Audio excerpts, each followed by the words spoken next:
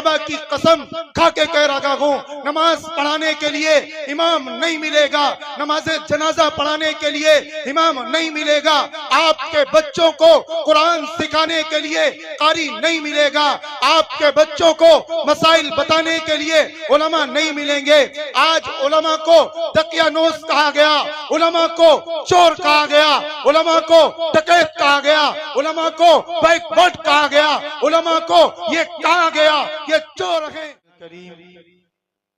इन्ना हादल कुरआन यहदी लिल्लती हिया अक़वम, सदक़ल्लाहुल अज़ीम। अज़ीज़ाने गिरामी, नूरो निकहत में डूबी हुई हसीन रात, हसीन समा, हसी मौका, हसी लम्हात, खुशियों भरे लम्हात और ऐसे अनमोल लम्हात जिनकी जितनी ज्यादा कदर की जाए कम है। बड़ी बेसब्री से और यूं मुद्दतों से इंतजार था आज के दिन का। ये ख्वाब किसी आबिद के यकीन का वो हंसी मजहर है जो उसने रामपुर की सरजमीन में अपने दिल के अंदर ख्याल किया था और जमाया था और महफिले यारा में उसका जिक्र करके लोगों को बताया था कि लोगों, मैं ये चाहता हूं कि कुरान मुकद्दस जिस तरह मक्कतुल मुकर्रमा मदीनतुल मुनव्वरा में नबी अलैहि सलातु वस्सलाम के दिल पर नाजिल हुआ था और जिस तरह मिस्र के अंदर कारियों ने कुर्राए इकराम ने इसे संवारा और सजाया है और आज तक पढ़ा और संवारा और मुज़य्यन और मुरस्सा किया जा रहा है, क्यों ना ये कुरान हमारे समदन के उलमा की जबानों पर नगमा बन के रक्स करे और वो जबाने खूबसूरत अंदाज में, दिलकश अंदाज में और अच्छे लबो लहजे में कुरान करीम पढ़ना सीखें। इस अंदाज को और इस तसव्वुर को, इस तखय्युल को, इस ख्याल को अल्फाज का जामा पहना करके उस शख्सियत ने जिसका नाम हम सब जानते हैं, हजरत शेखुल हदीस मुफ्ती साजिद साहब दामत बरकातुहुल आलिया ने उलमा के सामने रखा था। उलमा इकराम ने वो ख्वाब लोगों के सामने रखा और सारे लोगों को ये बताया, ऐ लोगों, आज आपके सामने ये ऑल इंडिया मुजाहिरे हुस्ने क़राअत जो हमें नजर आ रहा है, यकीन मानिए कई माजूरों के नजर है और कई लोगों की दुआओं का असर है और कई लोगों की मेहनतें, काविशें, कोशिशें इसमें लगी हुई हैं। मुझे ये बिल्कुल भी अच्छा मालूम नहीं हो रहा है कि ये उलमा का तबका अभी तक पीछे खड़ा हुआ है। मुकम्मल साथ दें और कांधे से कांधा मिला करके चलें। आपकी ये कोशिश, ये काविश इंशाअल्लाह परिवर्तन लाएगी, तब्दीली लाएगी, तगय्युर आएगा, फिर तब्दीली आएगी। यकीन मानिए ये कुरान करीम वो कुरान है जिस कुरान की बरकत से पूरे के पूरे बस्ती के अंदर, खित्तों के अंदर, अर्ज़ो समा के अंदर बरकतें उतरती हैं, रहमतें उतरती हैं। आज ये कुरान हमारे स्टेज से इंशाअल्लाह मुल्क व मिल्लत के नामवर शुआरा, नामवर कुर्राए इकराम आएंगे और आपको पढ़ करके इंशाअल्लाह ये कुरान करीम सुनाएंगे। ये वो कुरान है जिस वक्त ये कुरान मक्कतुल मुकर्रमा में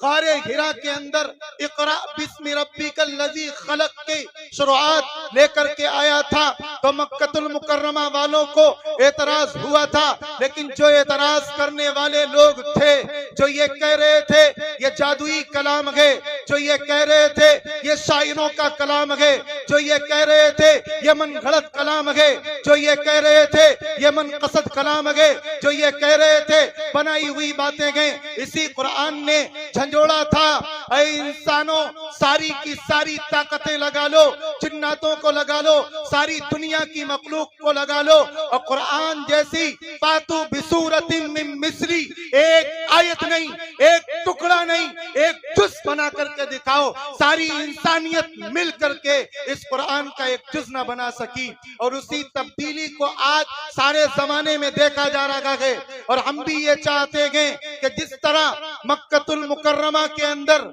मस्जिद हराम के अंदर जब ये कुरान करीम बेहतरीन, दिलकश और खूबसूरत आवाज में कुरान इकराम तिलावत फरमाते गए तो दिल खुश हो जाता है, दिल बाग बाग हो जाता है, कलेजा मुंह को आ जाता है, और खुशी के मारे लबों पर हंसी रक्स करने लगती है कि ये मौजिज कलाम अल्लाह का कलाम है। कभी कलेजा हिलता है और कभी आंखें अश्कबार होती हैं, दिल गमगीन होता है इसी कुरान को सुन करके। ऐ लोगों, शायद हमें पता ना हो ये वही कुरान है जिस कुरान करीम पर अमल लोगों ने किया था तो दुनिया ने उन्हें इज्जत दी थी और इज्जतों ने उनकी कदम बोसी की थी। याद करो, मक्कतुल मुकर्रमा गए 313 गए, सामने हजारों गए, हजारों को 313 ने शिकस्त दे करके बताया था जब तक कुरान पे अमल करोगे, कुरान को पढ़ते रहोगे, कुरान पर अहकाम पर अमल करते रहोगे,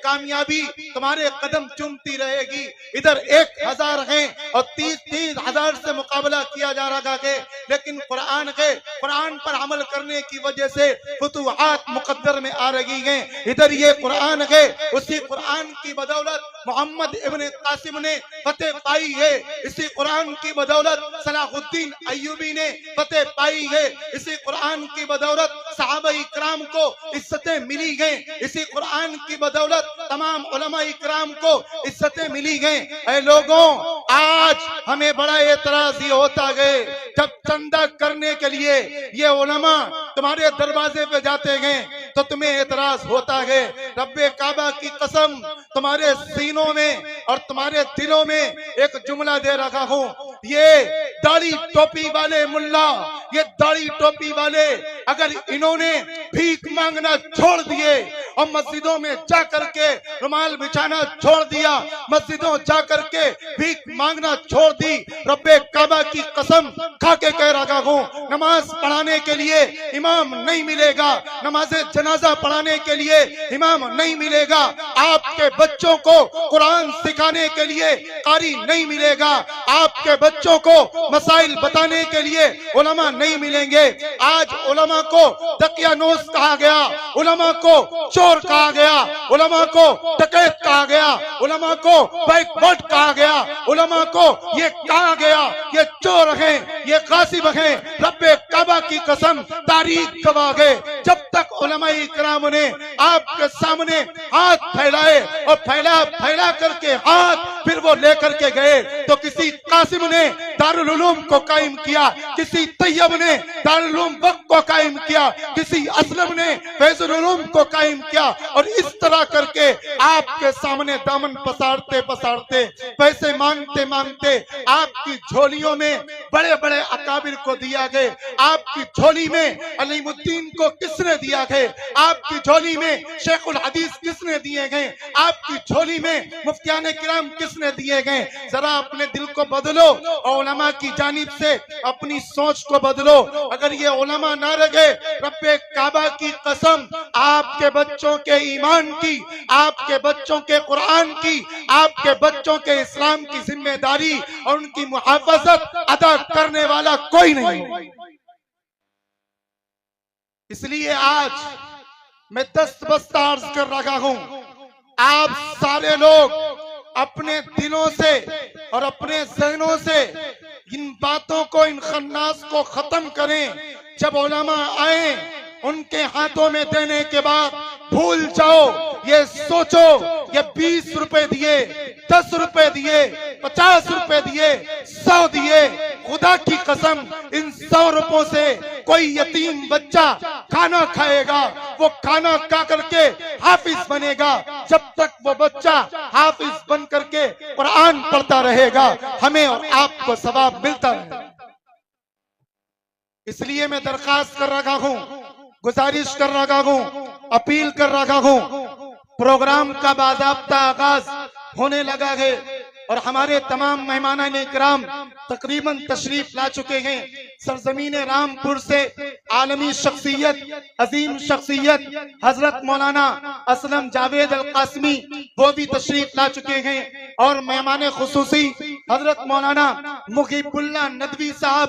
दामत बरकातुहुल आलिया वो भी तशरीफ ला चुके हैं और खूबसूरत लहजे, खूबसूरत आवाज के मालिक और लहजों के हुनर से खेलना जिनका शौक बन चुका है, कारी तैयब जमाल साहब सहारनपुरी वो भी तशरीफ ला चुके हैं और उन्हीं के साथ अजीम बुजुर्ग हस्ती, अजीम शख्सियत हजरत कारी मोहम्मद अकरम साहब दामत बरकातुहुल आलिया वो भी तशरीफ ला चुके हैं। कई उलमा इकराम को, कई कुर्रा इकराम को और बहुत खूबसूरत शायर कारी जगीर फैजी जो आपकी गोदों में पला और बड़ा है, इंशाअल्लाह आप लोग उन्हें भी समाअत फरमाएंगे। मैं आपसे दरख्वास्त कर रहा हूँ, आप जलसे का माहौल आपके हाथ में है। ये जलसा किसी मदरसे का नहीं है, ये जलसा किसी शख्सियत का नहीं है, ये जलसा बाशिंदगाने समदन का है, अहले समदन का है, तमाम इंसानों का है और पूरी उम्मत का है। तमाम लोगों का ये शैबा होना चाहिए और तमाम लोगों का ताउन होना चाहिए। जिस तरह आपने दिल खोल कर ताउन किया तो आज ये जलसा सजा है, टिमटिमा रखा है, ये कुमकुमे बता रहे हैं कि आपके ताउन की निशानी है। ये जलसे की सजावट चीख चीख करके रखी है कि आपने ताउन किया है और अल्लाह के फजल से ये जलसा सजा है और इसकी कामयाबी इंशाअल्लाह आपके हाथों में है। अल्लाह की मदद आएगी और ये जलसा ऑल इंडिया मुजाहिरे हुस्न क़रात इंशाअल्लाह कामयाब होगा। मैं दरख्वास्त कर रहा हूँ तमाम लोगों से और बाशिंदगाने समदन से कि वो तशरीफ ले आए और इस प्रोग्राम का ऑल इंडिया मुजाहिरे हुस्न क़रात का बाज़ाब्ता आगाज कर दिया जाए। वाखिरु दावाना अनिल हम्दुलिल्लाहि रब्बिल